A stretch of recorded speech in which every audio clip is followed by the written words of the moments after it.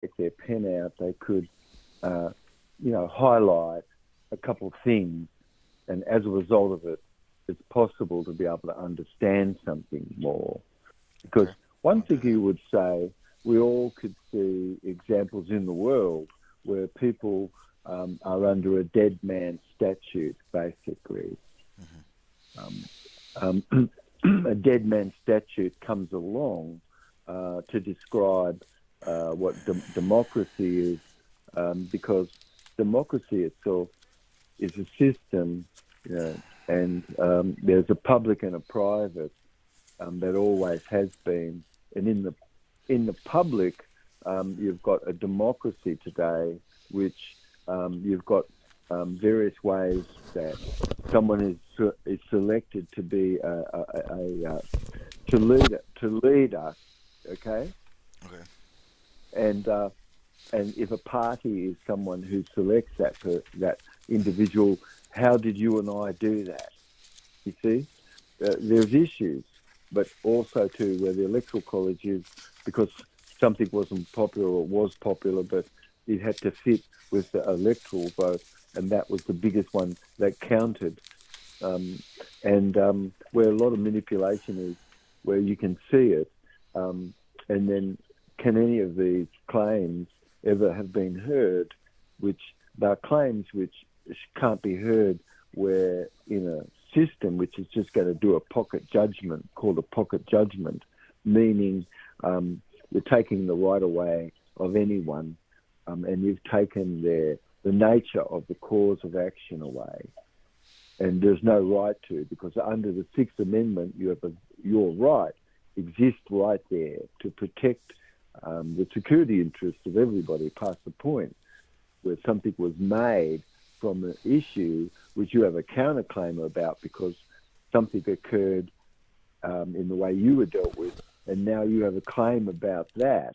That's a counterclaim, and it's an actual an adverse counterclaim. And today, that's the topic a little bit. What's the difference between, like just a counterclaim versus an adverse counterclaim? An adverse counterclaim Okay. is affect a lot of people because something was of an omission and something else is arisen quite a bit, matter of fact, as a claim because something was was not noted properly and by error, and whether that was intentional or by the system, it's fraud.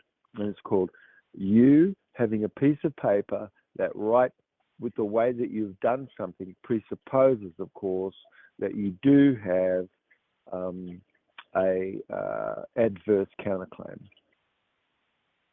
And So so we when we're want the adverse talking, counterclaim, or we don't? We want the well, yeah, regular counterclaim. well, no, no, you're just seeing it like that because you're looking at the whole picture of what's occurred to you, so or anyone else. So where somebody ran over your right, and you reserved your right, and you certainly was objected to something that went on.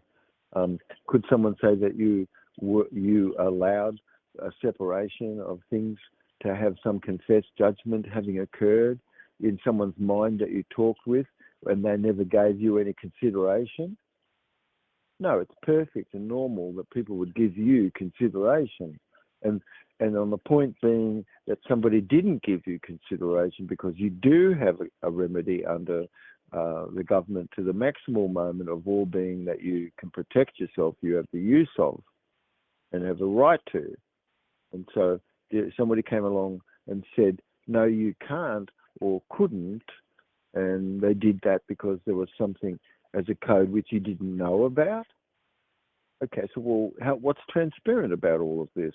Not anything. In fact, if you were only listed as as a decedent, meaning basically you're dead, somebody else has to speak for you. It's like you're a decedent, and a lot of money went on because something had to be probated about the issues. And this, which we're talking about, is people's homes, all that's real estate. You're the real estate. That's the sacred cow. That's not spoken about. That's traded. And there's fixed real estate of limited value, where you're the unlimited value as the principal in the matter of what went on. anywhere, in fact. So I'm just talking, keeping it simple as I can, and so you can listen, and our listeners can quietly absorb everything and not be taken by anything per se, and just to be hearing what the sense of something is. Simple. So Okay. one thing we said was, when you and I, we looked around, or anyone, it's like you ask who's in charge, and you think, well, I'm not sure. Yes, because who's in charge is more in the private, where you are in your own self. You don't want Mm. your stuff to be laundered and out there in the public, and you don't have to.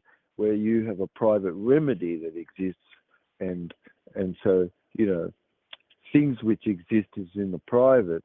It's not in the public, and so these are kind of things and issues which could help to be cleared up, because you've got two venues where anyone is, and someone's been taking the venue from everyone else, and that's under a demonocracy, really, where you're only a corporate body, the corporate self, as a utility company in a system which is communistic, you know, Oh.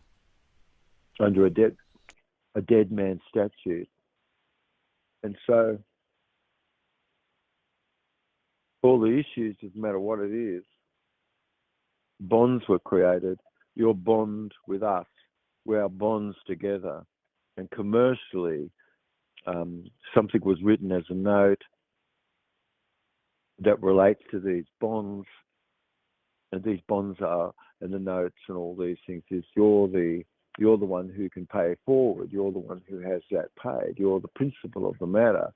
It always has to come back to you. If something came out of your account, it has to come back to your account. And you have to be thinking in terms more like this if you're in the private, meaning that you're thinking about your own account more in a fiduciary manner versus in a democracy, you're letting that someone else consider that for you in a corporate self. And where these two jurisdictions, venue is mixed, you've got a right to select what the venue is. And if you didn't do that, someone selected it for you, and then you could have run into a lot of trouble, where a pocket judgment was existed, and a penny late and a day late, and all the equity that you put into something isn't existed, which it does. But if the nature of the event, like what we're talking about right now, the nature, how did this arise? Who is what? And do you know who is what in the picture? This is the nature of the circumstance of things. And only once you have the nature, now you can have a subject jurisdiction that relates to standing, which someone must have who's injured. Okay. And so, could you imagine that one side in the private is just operating more or less, and another side is operating on, like what we're talking about, which is targeted, Mm. and rules exist for one lot, which isn't, which is available for the other lot, but many cannot know what this is. And so that of itself is kind of that is a monopoly, because the system itself can cause people to fall through cracks, and actual proper securities, which is made from all these notes, and comes to be, a currency, in fact, because it translates to something being transferred, something moved as a charge. So, just to get a background, of course, if you could see that someone doesn't have either ability to be able to settle a claim, which you can in the private, but you don't know that you have this capacity to, you could see people being propagandized to have only some generalized sense of something and not be aware of what their right was, and things that could easily be used where you can see it, those things can black swan a nation, though you can make conditions which would have occurred so that recruitment, for instance, to have defence force or something can't work because somebody did something to cause recruitment not to work ever, or for things to exist there to be weak.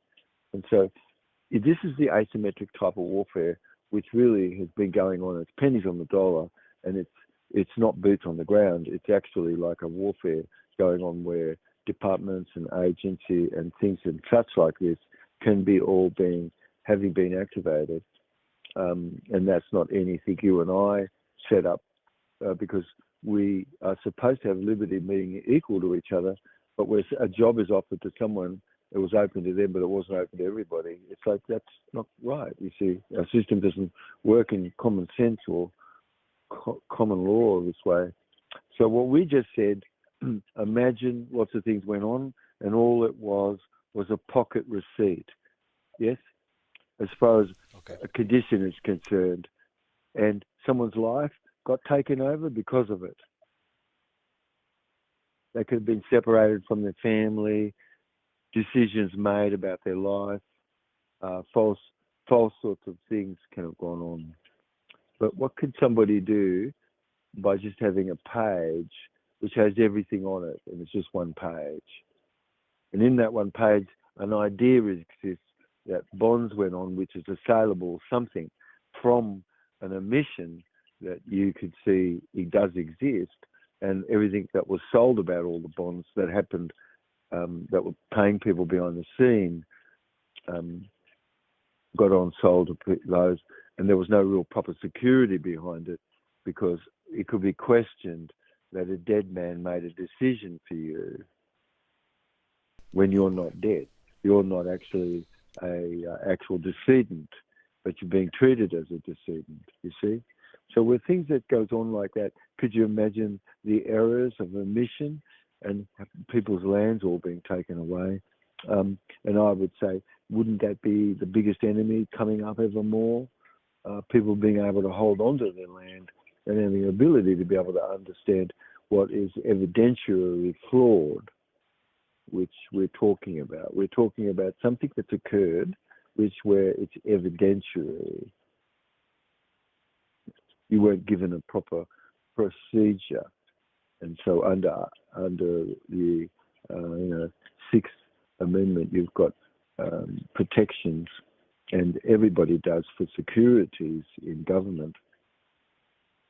So if everybody can see the purposefulness, could you think and imagine that some sort of overwhelming argument could have been, which is false actual, and not what this is, and that argument can have controlled, and so the nature of things like what we're talking about can have not been known or looked at, and that's like who and where is the principle in the matter, and shouldn't this be as charges discharged, because they're going to be anyway, and why should you be held in a manner that you've been shown to be belligerent when that what would be a reason for that circumstance, because you have a right to pay those things. It doesn't mean that fraud didn't exist. You've got a right to challenge things wherever that is. How much was their intention of fraud? Well, by the procedure itself, it can be fraud because it's evidentiary, because there could have been a challenge to the issue of the nature of things like what we're talking about. So you and I, we all could have been controlled because this administrative council, which is a Article 4 or 3 court or a King's Bench in various places, is what can help clear things up of a matter that's like this, and give issues to the legislators and people to assist to look at. Otherwise, where is anybody whispering in anyone else's ear to make public policy? It's not. Well, it is, but that's not coming more or less from where the people, you see, where you can. So if you could learn what this matter is about, becoming a page, a private awakening general, you're really learning how to conduct your whole life, really, and you're becoming more aware of a way to do things in the private and be able to approach things more in the private, more with confidentialness, and be able to resolve things quickly versus only being underneath a dead man statute, basically, which means that you've only been treated as a decedent, which in a democracy, you've got a form of this which takes a lot more away from people, and so you're only left with an abridged right as under a corporate self, and you can't be held under a corporate self. That's not lawful. But if you Right. but society and everybody could be being manipulated. I mean, this is the very reason why someone should have we all should activate what the fourth estate is. Otherwise, you've got this fourth, generation type of warfare, which really is a warfare which is asymmetrically being fought more, and it's more for your mind.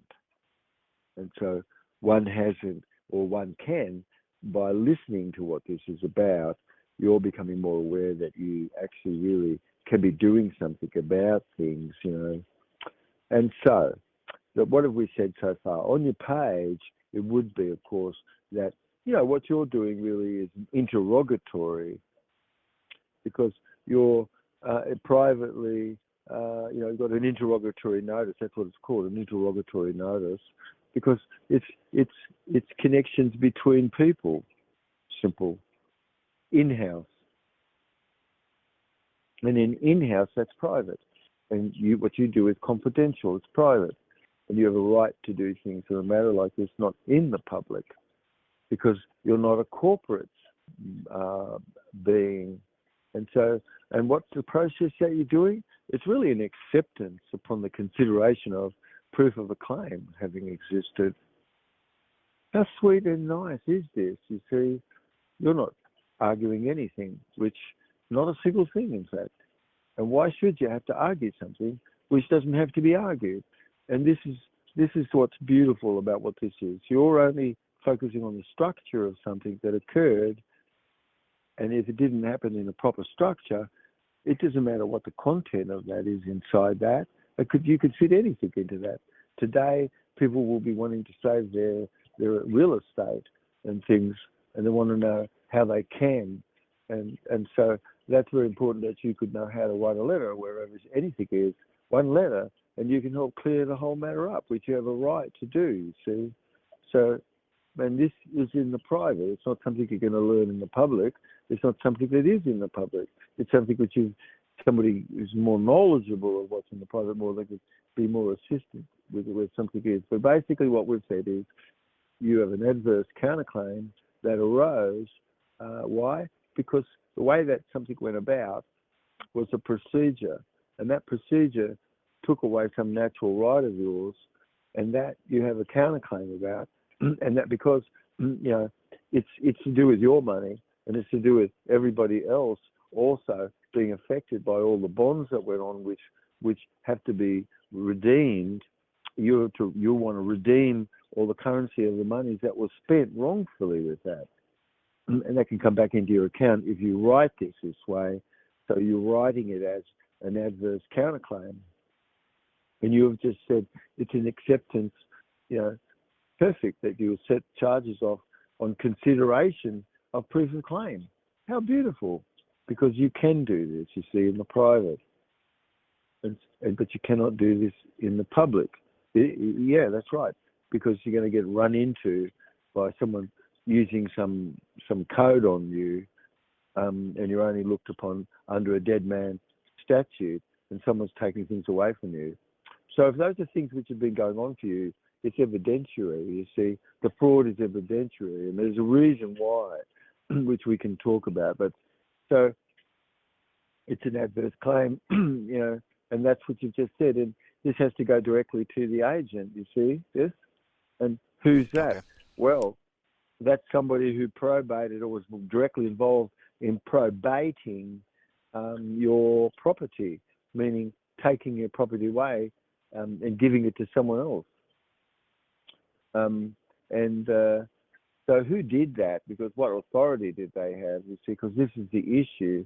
Because you didn't really, or anyone, care for any account to be closed, no matter what the issue was. If that was based upon someone who ran over you, and there wasn't really any acceptance that was given, that was upon proof of a claim that you had where you were about something, right? So, because discovery didn't exist, how could how could the claim have been settled? Because if somebody really can, then you're asking in this letter, of course, please sign off on this. That's right, because you can. Why? Because you've got an administrative process of security, which is all the bonds that's existed there. And how did that happen? It happened by people properly doing their process. That's the security, but it also translates to monies down the road, which people who have invested in, and that's the securities of it, because it really is, in fact, and it should be listed more as a security versus, these are just worthless, bundleless notes, and no botherers. We'll just do a pocket judgment on this bloke or woman, and she was out a penny late, a day late, and though she's got $300,000 or something into whatever, she's lost the whole plot, lost it, you see. So somebody took over, and that's wrong, and that collateral is really owned more by real people like you or I. That's what I was saying, not a corporation. And so what's federal in anybody's mind, none of that has any monopolization on what this process is. But laws existed that it's possible for you to be given consideration that you can set things off yourself because they can, you can, and that's when you're saying, hey, I'm giving an acceptance upon consideration, and that's the consideration.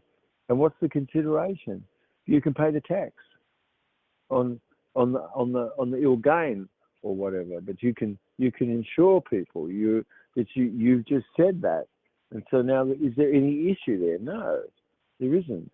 You see, not about that. There could be issues that relate to the fraud, but this is the intention part of it or anything else is something else, and also resolving whatever it was in the process is a tort itself. But it all could be, brought into your own claim, and there's a way for someone to do that.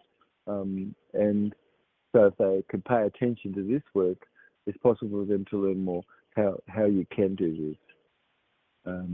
So we just said that, the idea that you can set something off just as someone else did, because there's no monopoly that exists on that, and because these are things that's private and not in the public, a monopoly does exist as it grows, that people are just being given a service more and more and more, and it's sort of a modern day form of slavery. But because everything went on, you have a redemption, and because some fraud was evident, and meaning you can redeem value from what that incidence was, and so that your piece of paper, in fact, this one piece of paper, and what you did as a process was for you to be able to let people know that you're interested in redeeming value from all that was spent, and that should be brought back to you, and it can come into your account to become currencies of exchange, you see. So it's because somebody learns how to put a maritime lien on the infraction at the county recorder, and if one has a UCC1, one can make a UCC1 filing if they wanted to.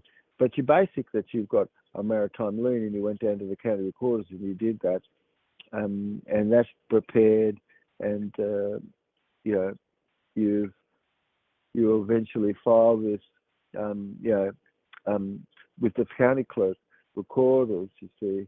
And so you're getting a stamp, you're getting things, and it shows that you're the creditor, and that you care for, and but haven't been given proper full disclosure about anything, and that you're looking at the matter as some nature more that some deception has occurred or something unconscionable. So where the state is, you can have an affidavit of service and you attach that to the maritime lien that you got. You know, you're putting whatever number it is that identifies you as the principal, and you're offsetting the things that went on about any infraction in this one piece of paper connected to this other piece of paper that we just talked about there. And that's a perfect rebuttal. You're really noting that you haven't abandoned anything. You're present to actually have paid everything off, so the charges are dismissed and discharged. And so, and it's because somewhere there, maybe you said, I reserved all my rights. Somebody was stepped over about it. But you've got a right, as we're talking, to discharge all the charges in the private and to discharge the charges and release whatever the bonds are, so that, you know, for the purpose of them being able to be redeemed. So in the background, I'm giving you a little picture about what goes on where a process of like a court is, or where a building is being built, or the community is doing something and some bonds need to be created. And there's always a bid and a performance and a payment in these three sorts of bonds, and those bonds all have to be created because there's some transference of currency going on, whether that's a traffic ticket or whether that's any violation or anything going on, which is a charge, and that system is that because you are the principal, and are you going to get your credit from that or no? Now, most people are not going to get their credit from that because they've never heard about what this is. And so that comes up for grabs. Someone else is going to jump on that. And these are kinds of things that's being traded on the internet, in the stock market. And so small incidents of something which in the background there, something went on which said you'd abandoned these things when you didn't even know those existed. It wasn't transparent to you. Contract can only be because things are transparent to you. And out of some pocket judgment that went on, somebody lost all their equity where something was. And this, like what we're talking about, then this fits for you, really, like what we're talking about. Eventual, of course, Sounds good. somebody could have an administrative counsel, and then the grand jury foreman is the one who's the drawer and the maker of the indictment, meaning it's with her or his autograph that makes something into a true bill, and that's then forwarded to the bureau, of the Legislative Council to put into the system, and it's given to whoever you're paying, and that could be the court or somebody, and that's the drawee, or with paperwork that you've done, you just did it yourself. You've got this one page, and you did this, and you've learned how to turn the paperwork of itself into a check that you received. And it can be very simple for you to do. You don't have to do anything else. Cha-ching.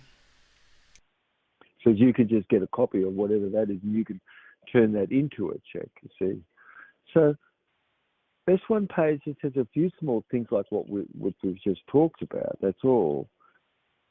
But the issue that we've also been talking about to our audience is how something could be going on behind the scenes first, which can truly, you and I, take care to influence public policy by having it administrative councils set up under Article 3, Article 4 courts where a procedure exists for people to be able to examine stuff and put something forward to the legislation. So things could be made to help protect things, you see, because otherwise you've got all sorts of derivatives, meaning a future where someone's going to get paid out with something that they bought because it has a maturity. So if a pocket judgment on some claim or anything would be just something that really was pretty simple, but the more that it involves your life, the possibility the longer that the issues would go on and be unpaid. And most of these things aren't paid up and don't get paid off and goes longer than 9 months and comes under laws which should be being protected, where a real living being is behind such. And if because of validity and because of your verifiedness on a certain level.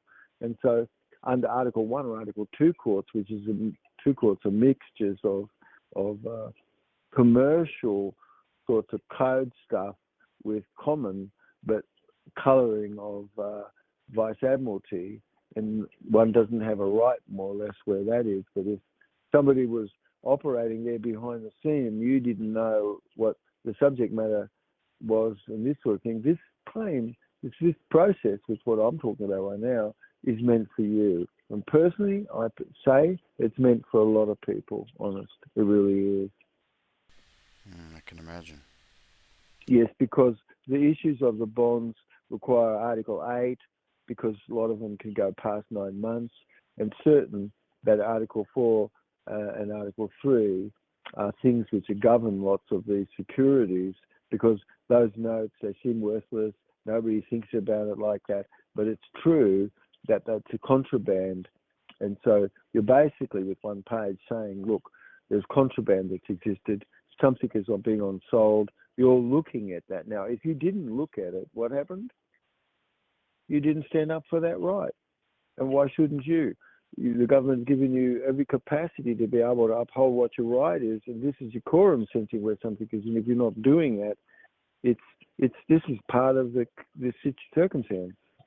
And where's the enemy? The enemy is really ourselves, where somebody could be more aware of everything.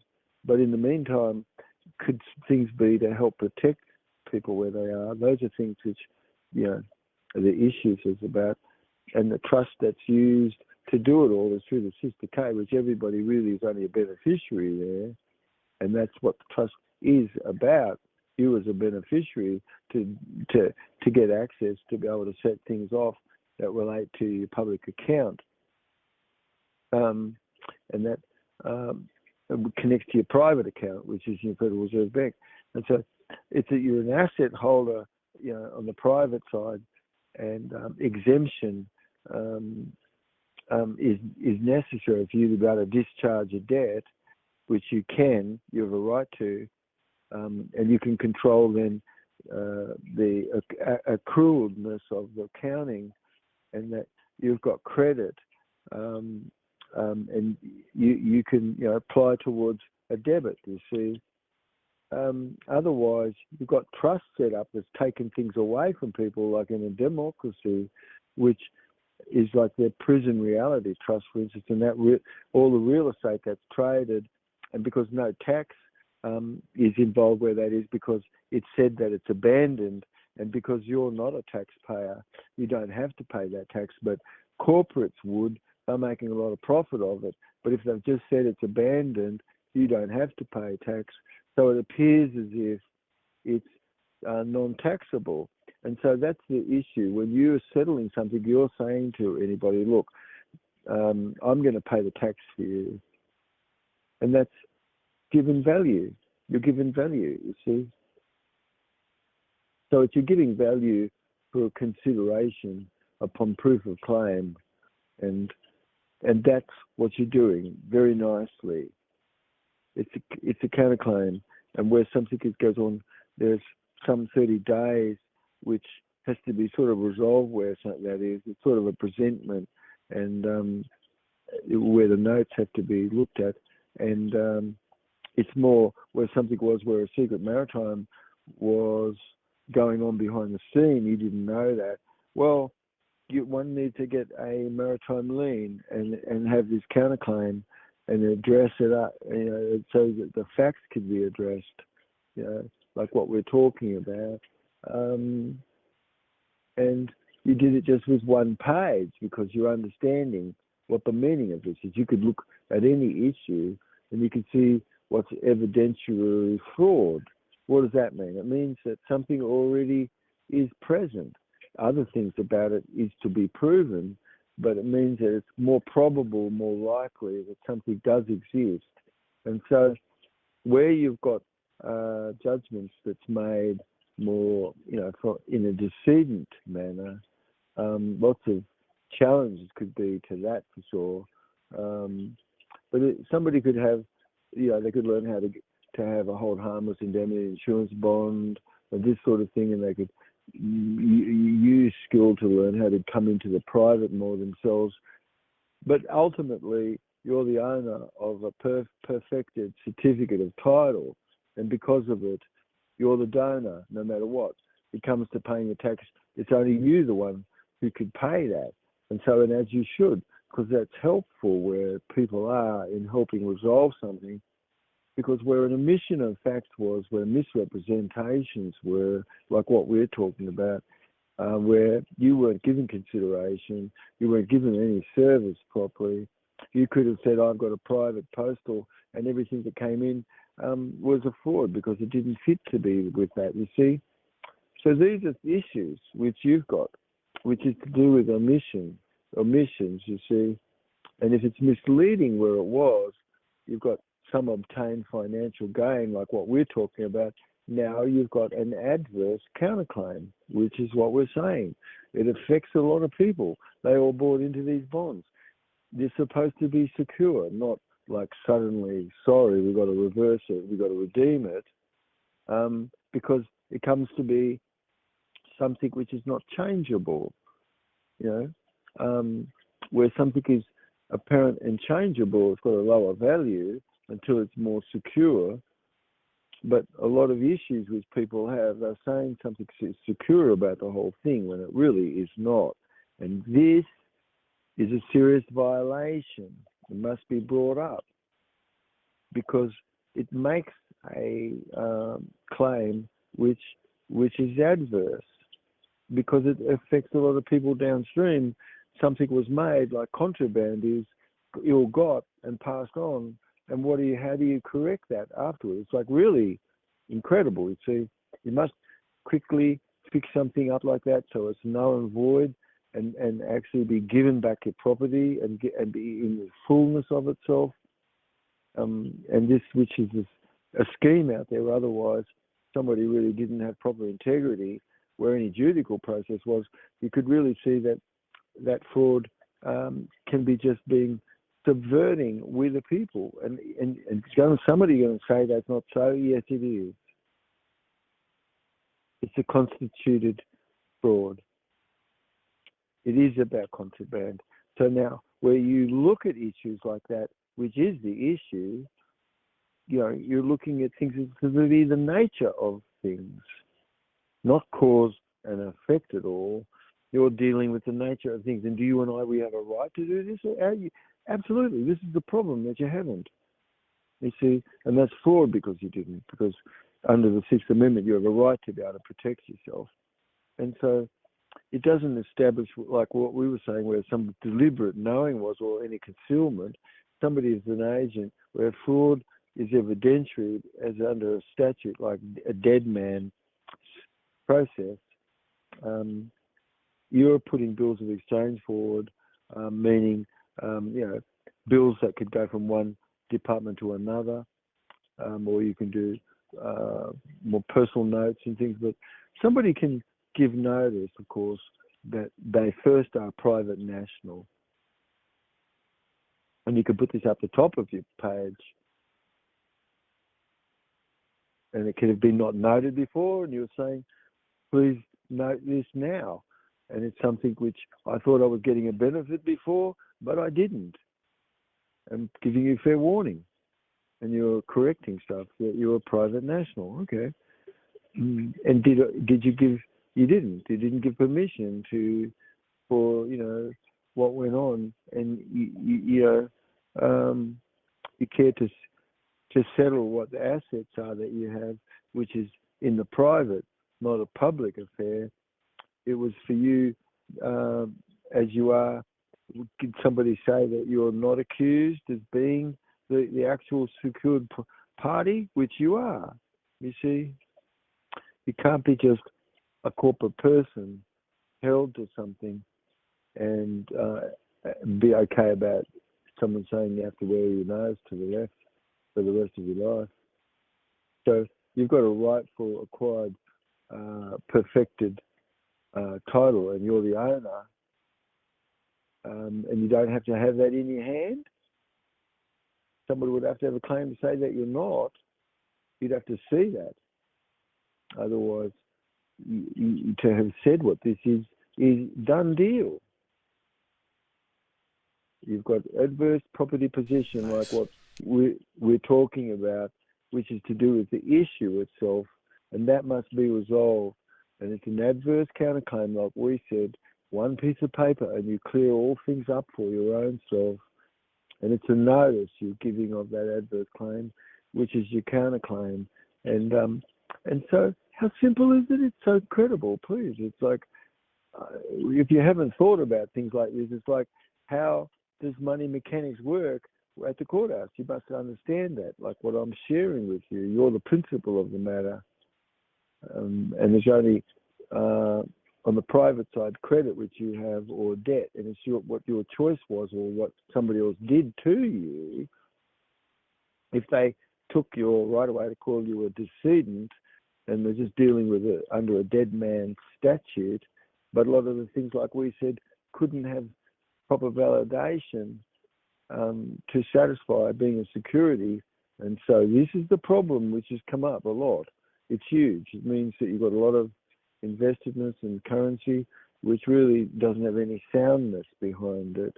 And it was more by fraud. And that's why it's important people step up to the plate more. But you definitely do have an adverse counterclaim. You should really learn how to put that together for yourself, learn how to do something, and get somebody more who can assist to help you where this is, like understand more your private right. But it's really knowing that a financial asset really is of an interest that you have, and where some transferal was and an agent was existed, and that was below. That wasn't a proper chain of command. And so for you or anything to have knowledge of an event which you see could fraud be, well, fraud sure is, and tax evasion too, because people can be doing that and not having paid the tax off it. But corporate monies is being made, and they're supposed to be such for those corporations, and they're getting away with your tax deduction, which is, like I said, you're paying that for them because you can, and that's what the consideration that you're giving when you're giving a private, transference. So one can have, if you're thinking about it, this is like a security certificate, which has a date itself in all your paperwork as notes comes to be bundled and comes to be, but you've got a redemption within that, and for the exchange of all things that exist that's rightfully yours, and to be able to collect that and to have surrendered and discharged the charges that exist about such, and dismiss the charges, of course, discharge them. So that's what your paperwork says, and you've given them an ability to do that, and you've given this to the court, and you did that. Like, if you listen to the work before this, you've got a right to appoint somebody. No one else does, because you're the donor. Someone else could be a donee, and you can select who that person is that you pass that on to. But basically, look, there's a lot of, something could be negligent, something could be abusive on levels, degrees of fraud and intention. and it can be just misconduct because it was like the distinction where somebody did something which is a violation, of course, because it's evidentiary fraud on its face, but it was done under some positive conditions versus was really meant to harm you. You see, so those are issues which just relate to the intention or something, but it doesn't mean that by the process that you've seen, the fraud is evidentiary, and so by the nature of what that is, the case should be dismissed, and you can ask to take judicial note. And so you've just said this in questions that you've asked in an interrogatory, and you've said this, and this is your private remedy. It comes to you having an abstract, which is, there you go, you've got their instrument, you turn this into a check and you've learned how to do that.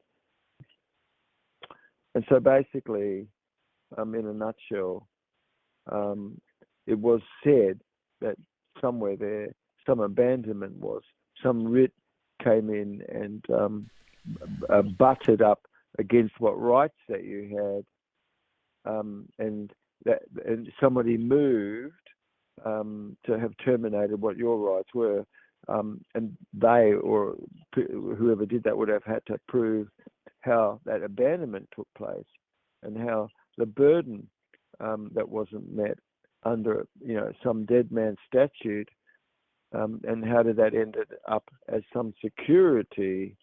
See, you've really got an issue there, and it's got a quick smart get corrected, because you've got embezzlement, basically, underneath all of this one letter, it's saying, hey, there's a probable, there is embezzlement.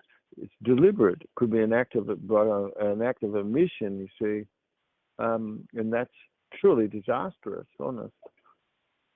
You can't have impersonation of another. You can't have acts and things that's gone on that was just a pocket bloody judgment and took all your property away, your kids, anybody, your life, under a dead man statute. That's wrong. Why shouldn't that be corrected? Why shouldn't you and I correct this? Okay. And is this you not functioning properly?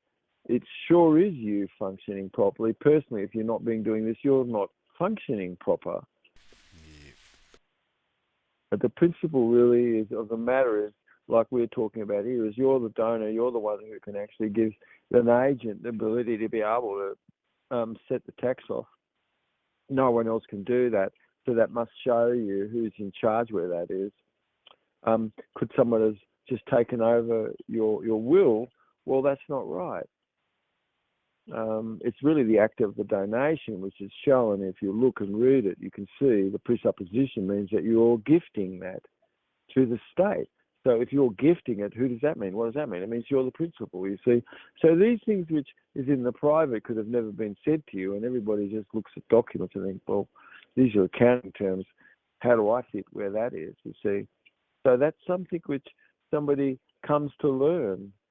And someone would say, oh, well, you don't do anything with your life. It's like, oh, my God, please, you've got plenty of things that you could do. It's so amazing that you could learn from somebody who's got many thousands of hours behind something. But who has time to have thought and considered anything that's such like that? Everybody really has to have made a living. They've got to do things. And what time would you have to any spare to give yourself to others or even learn for yourself? Yes? It must be extraordinary, honest. Extraordinary, but not. It's really simple. Keep it simple. Very.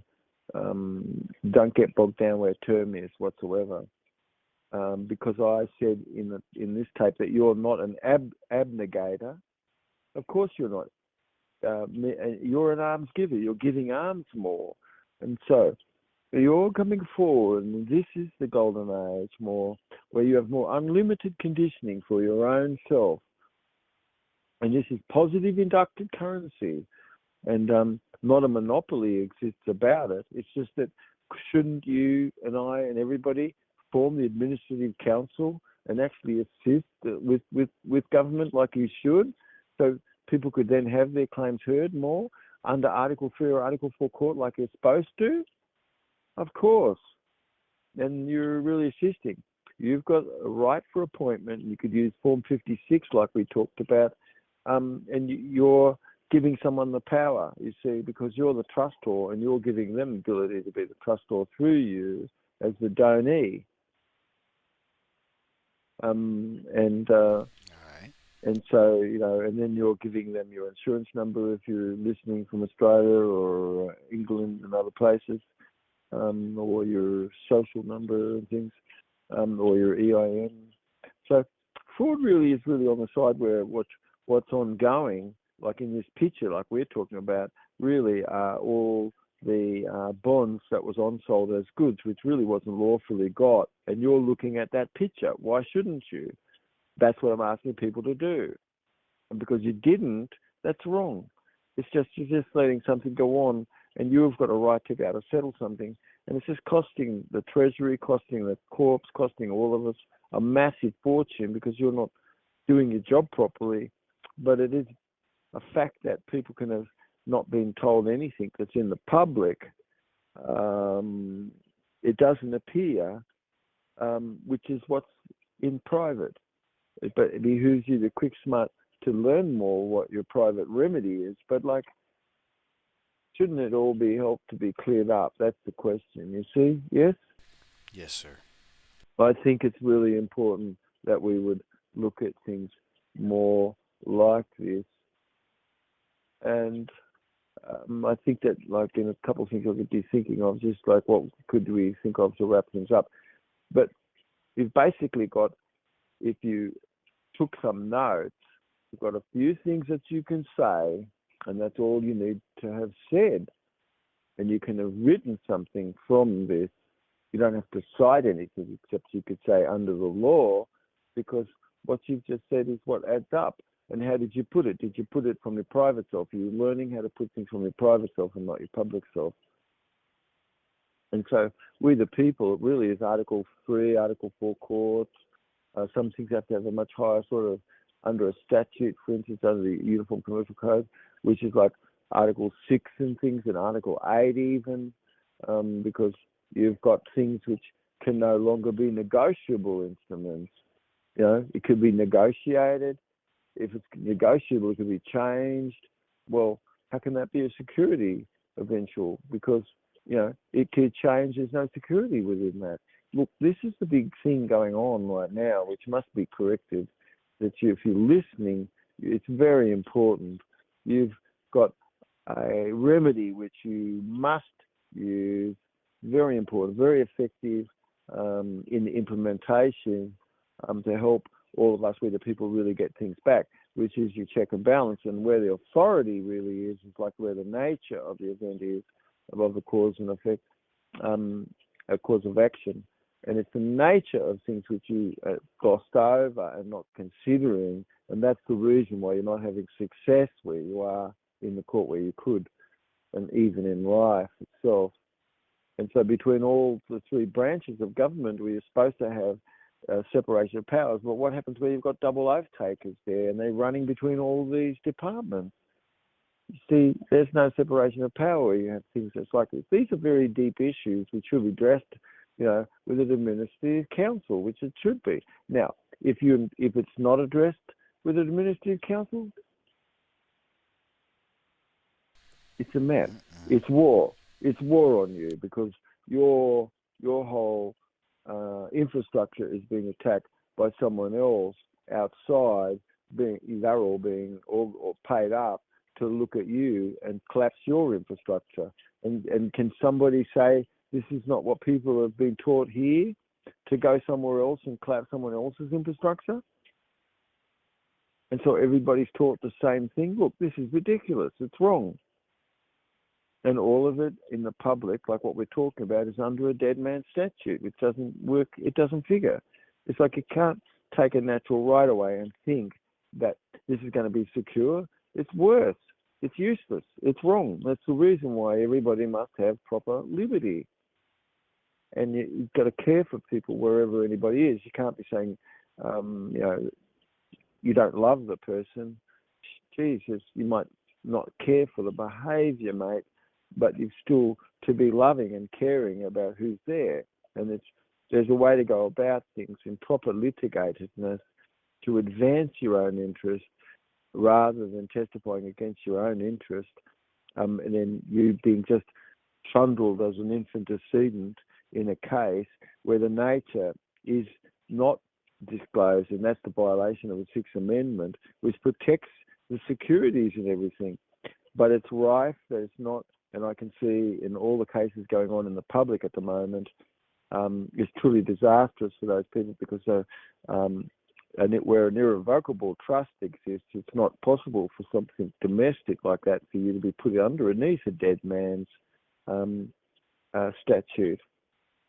There's no fraud that could be evidentiary because it can't be entered in without your permission because your will in the private, you've done some things. But the testimony really could only be where it was by a third party of interest, not in interest, and who was for the decedent rather than... Now, could anybody say an oral argument, actually that was given where that was in a statement and stuff that could be admitted? No, it can't because it just came from a dead person. How the hell could that be? It can't. Only the presentment which was written or put could be examined. And look, these are really big, huge flaws, because you've got bribery, all kinds of things can go on. And that's the reason why that's supposed to be truly to a higher standard of things.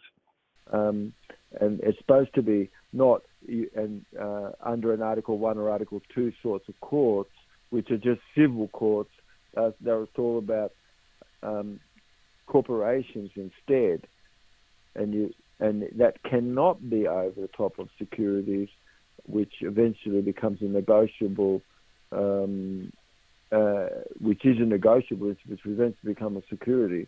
But in the time there is something negotiable about this, but it's going to become a security, but someone's right was taken away to get it, and nobody's going to say that's not a massive risk of Pandora Papers that exist, of a private, which people could look into, as many agents or can be, an alphabet soup land, or connected evermore, and for drug cartel and operatedness, and massive amounts of fentanyl and things, all going not looked at. But what is it that the Pandora Papers certainly that really shows massive drug laundering operations and things, and everything going backdoor to a certain place, which is the smallest place, which actually is the most controllable place, and then making like $935 billion or more. That's noted, and that's way more money than even the military is getting. So what's going on in a very small office? You've got everybody really should follow the currency, and nobody's going to say that like a CB Cower type of condition doesn't exist. And if you're not controlling yourselves internally, you're going to be controlled on the outside. And this is sort of what's going on. Who controls where all of that is in alphabet soup land? It hasn't been you and I to our Ministry of Council, but the Senior Executive Council instead. And does any of us actually control that? No. You see? So couldn't people wake up to things? Maybe you need to listen to this tape a little more and listen to it a few times. But it's taken control where anything is, where currency is just being laundered and it's yours. And isn't that just equivalent to you finding in a small place, very old, massive amount of currency, or even tons, 80,000 tons of fentanyl, which was seized? And what happened to where this is? That's billions and billions of dollars, and it's certainly enough toxin to kill just everybody in the United States, you see. So who's behind all the cartels and where the door is more?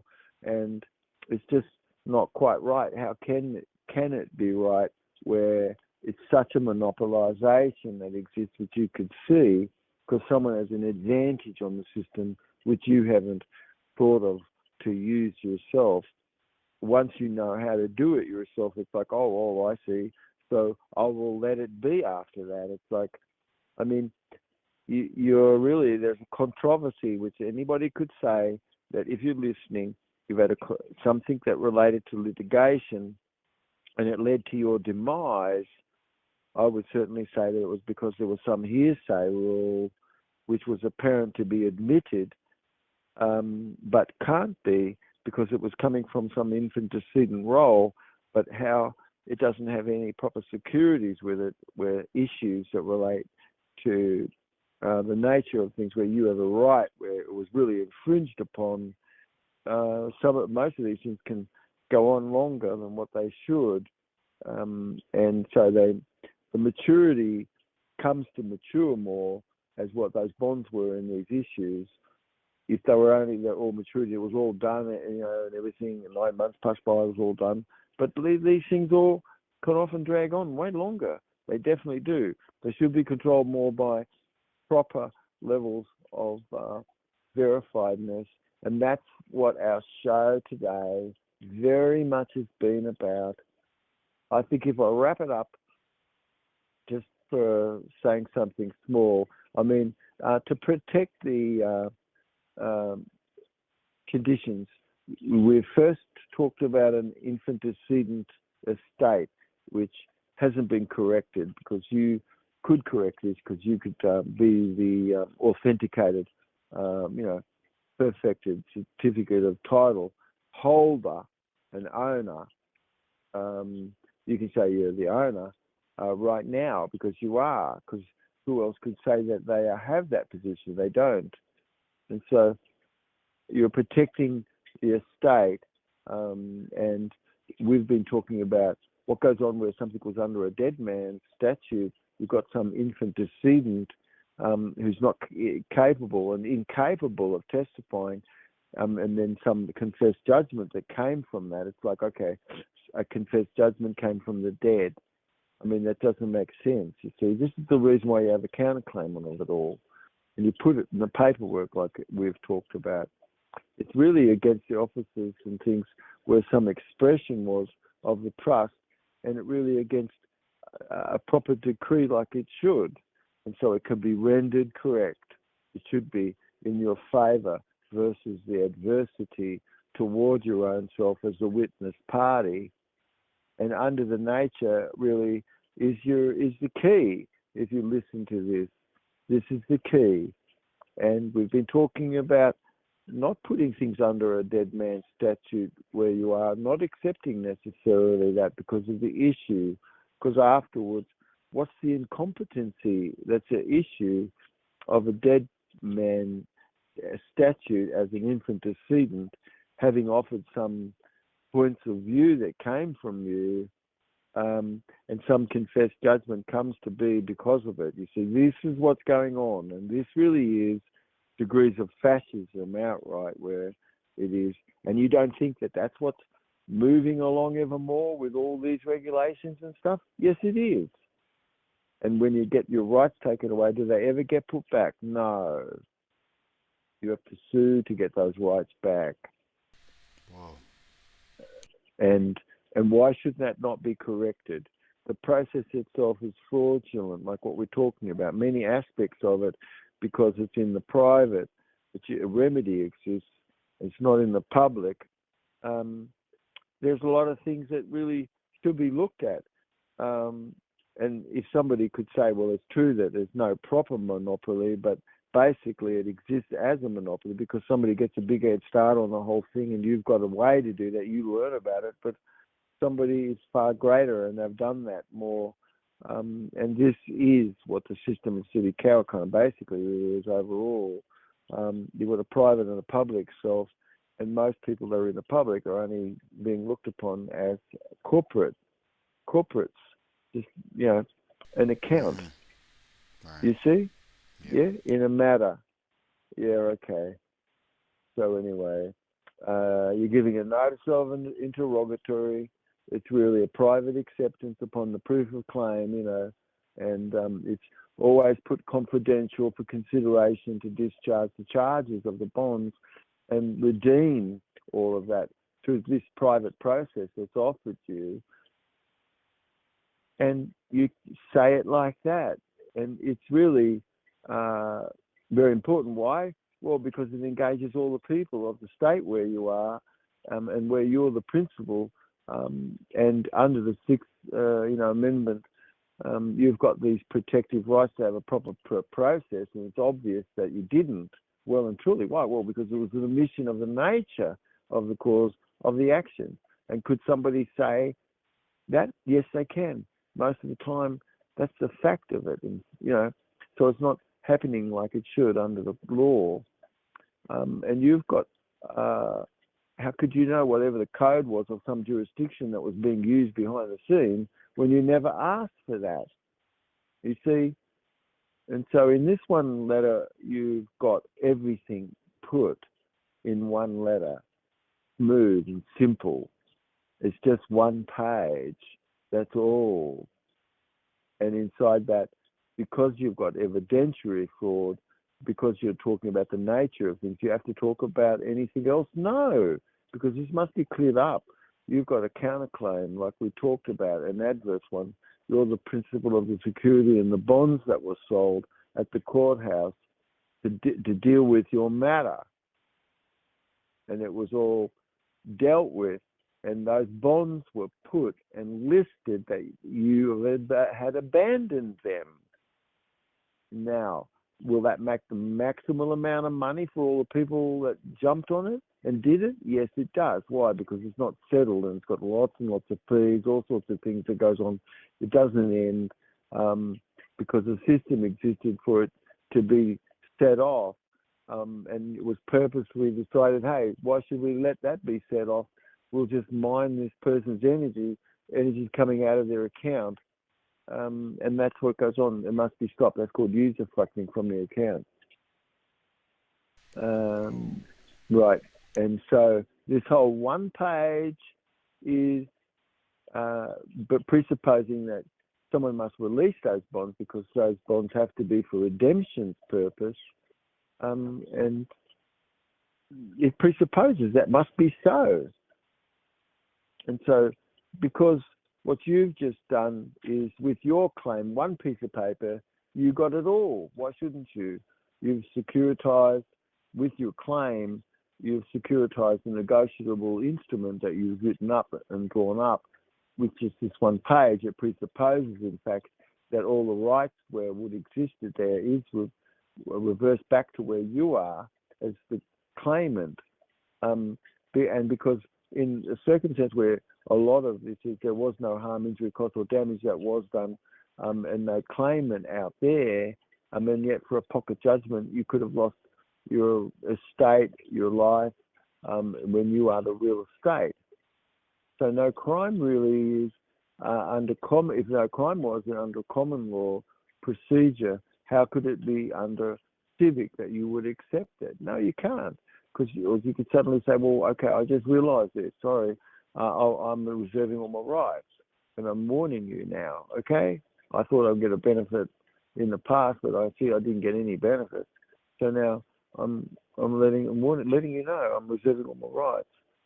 So we're bonds, and so somebody has to give you proper paper to yourself, like your private self.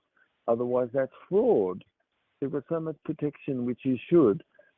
And basically, I guess the message to everyone who's been listening is that most people have an adverse counterclaim, and why shouldn't you put it as such? Because something that existed under a very low-ball jurisdiction to verify the matters that went on was only Article 1 or Article 2, and it was like under a dead man statute, like an infant decedent. That's what you were only relegated to. So to wrap it up, of course, don't be frightened by the words that, like, under a dead man statute. That just means that you were only related as a fiction, as a corpse, as an account. Oh, okay. But you can't be, and you've got a right to look at the nature of things.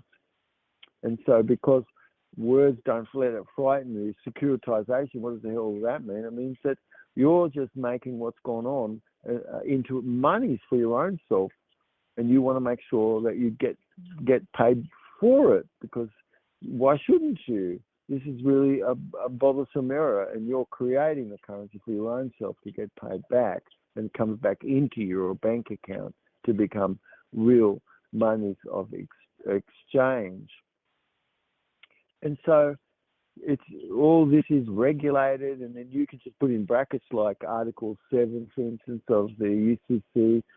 Anybody giving them notice, okay, well, you can look and see where the offset is good, and articles that are under for recoupment and things, okay, under law, and then you can put in brackets UCC FAS 133.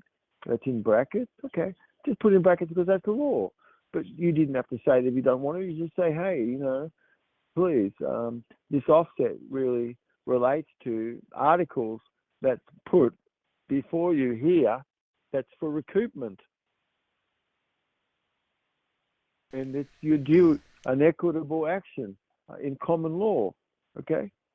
And then what is the meaning of that? You've got a set off right. Of course you have, okay? And so in brackets you could put FAS 140, because that's what they'd have to go to learn, under Uniform Commercial Code, how to do that. It's you're learning that everything that exists around you, or if it's an IOU, it's an asset, it's an instrument, it's a liability instrument. It's not a liability instrument. Most people will think it's a liability instrument, and it's not. An IOU is something that is to be paid and will be got paid up. You see, you have to look into the matter of what the money mechanics behind things, but redemption, basically, in this one page, you've got everything there. You've got your private natural right as a national, and you're the one who's undersigned as the principal, and you're in the matter in rem, meaning, hey, there's some property, I'm defending it. It's about the thing. That's what in rem means. And so it isn't really about a payment,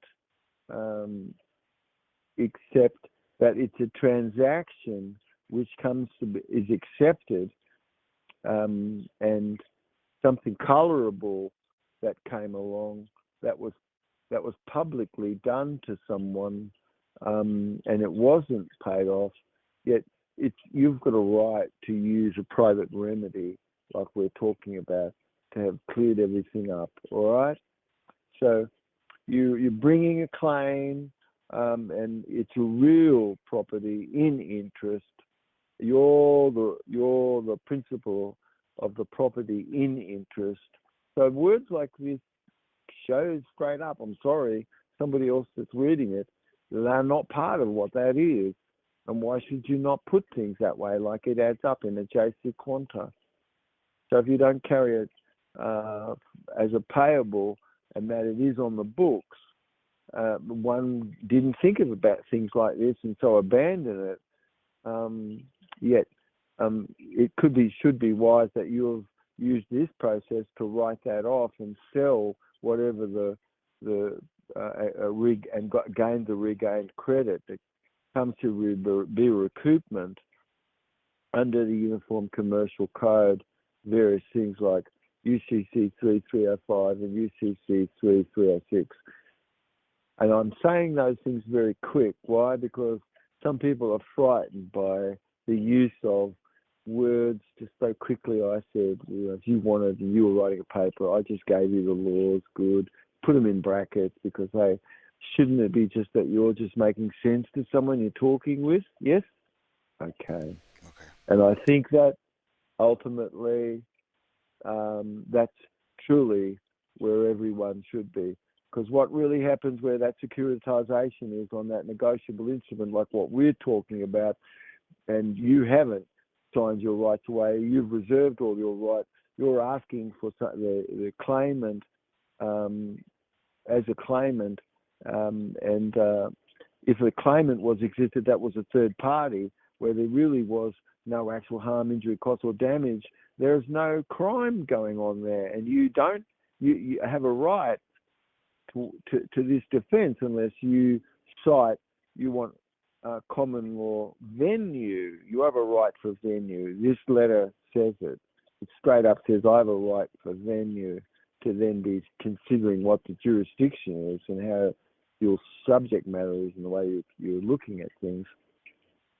So because no crime is under common law because there was no harm, injury, cost or damage, shouldn't you have a common law procedure? Yes, you can. You can ask for that, and you've done it just by settling the matter with one letter. So you didn't have to go anywhere. You didn't have to do anything. You could speak it to someone. You could help someone. You've learned things enough about various areas of accounting and trust law, commercial law, and common law. You know how all those things merge where the court is and things, so you can't sort of be tricked. But most people, they're going to get tricked a lot. And isn't it that where jurisdiction matter can have not been known to you, was that part of the issue where things were for you? Yes, it is. So why shouldn't it be just put like into one letter? All of this presupposed. You only need one letter. And because don't be a paper terrorist about things. You don't have to be. And most everybody is. Why? Because all their stuff is about the cause of action. Look what's happening to the president. Look what's happening to any of these people. Look what's happening to the past people. You know, that in the public you'll see. You I have a right to the offset. And that's what this process does, all right? You have a right to the offset. And you can learn where those laws are, in the Uniform Commercial Code. Under FAS 140, for instance, you've got a set-off, you've got the IOU there, you've got various things you could read more, learn more, and you can see you have a right, and what I'm sharing with you is very powerful. You have a private remedies that you should pay attention to because you're the principal NREM. You have the ability to be able to have paid off those charges, all right? Okay. So sounds good. I know that the information is more specialized because it really is more for people who are looking to resolve a claim. But aren't all of us, just if you listen to this, it's important that you could come to understand something. Maybe you need to listen to this 2 or 3, 4 times so that it comes to be off your tongue yourself. Yes? And if someone needs some assistance, they can connect in with you, all right? And a family and group of people all care very much that somebody could be received as some help where they are, where you are, all right? Yes? Yes. All right, mate. Okay. So anyway, look, really look forward for us to catch up to each other, do another show coming up, yeah? Yeah. So you'll listen to this, those of you really truly sit back and relax. Don't think you have to grasp something or anything. Maybe if you're interested, you made some few notes, and from it, honest to God, you can have one page, and the whole thing presupposes everything. And another part of it is just the bill that you paid, and you use the paperwork that was given to you to do that. Okay? Yeah. So that's what this process is about. All right? Good job, mate. Right, Love you, mate. We'll catch up to you, Lucy. Catch Thank up you to so everybody. much. Love you, mate. Have a great night. Bye. Yeah, mate.